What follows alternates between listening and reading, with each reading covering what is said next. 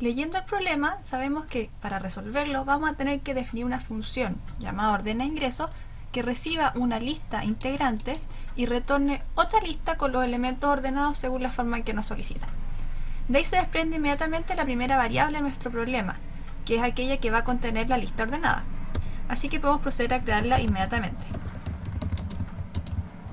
También sabemos que después de una serie de pasos que aún no determinamos vamos a tener que retornar esa lista, así que también podemos poner esa instrucción inmediatamente.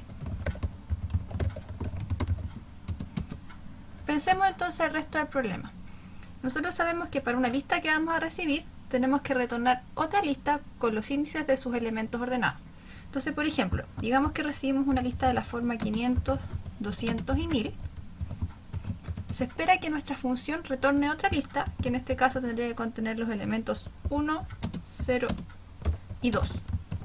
Esto porque si nos fijamos, el elemento en nuestra lista original que se encuentra en la posición 1, o sea el 200, es el menor. Y el elemento que se encuentra en la posición 2 en nuestra lista original, o sea el 1000, es el mayor. ¿Cómo logramos llegar a esta lista de índices de los elementos ordenados? Una estrategia posible es recorrer nuestra lista asumiendo que el elemento en el que estoy actualmente es el menor. Por ejemplo, yo digo el 500 va a ser el elemento menor. Y a medida que voy recorriendo el resto de la lista, me doy cuenta que en realidad el 500 no era el menor, sino este caso del 200, por ejemplo.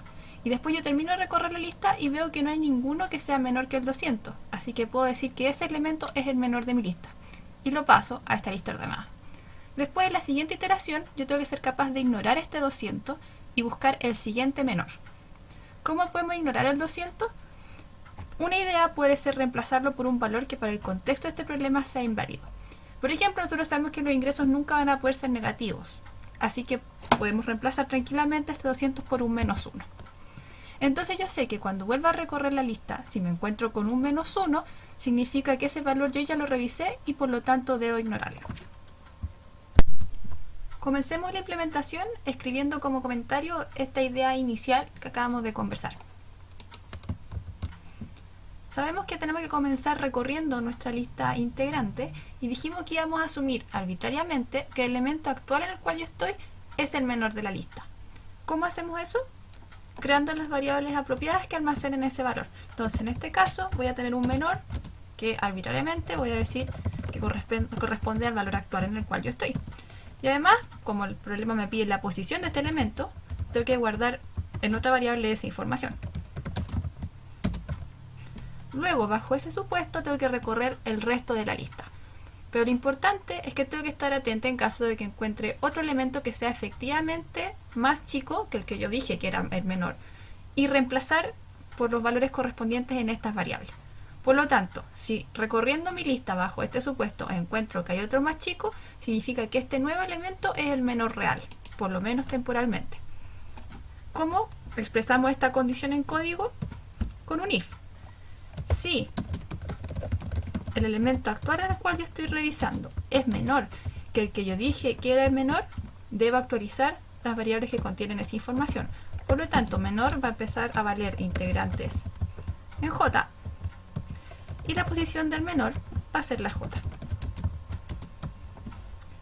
Una vez que yo salga de este for, voy a tener el elemento menor de la lista para esta iteración, y por lo tanto debo agregar su posición a mi lista ordenada.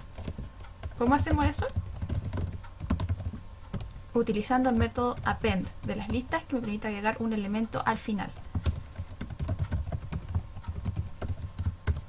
El paso clave que no se nos puede olvidar es reemplazar esta posición menor, este valor menor, con un valor centinela, que yo sepa que después me lo puedo saltar y simplemente ignorar porque ya lo revisé. ¿Y eso cómo lo hago? Accediendo dentro de integrantes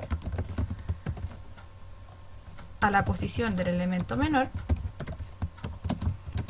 y reemplazándolo por un menos 1.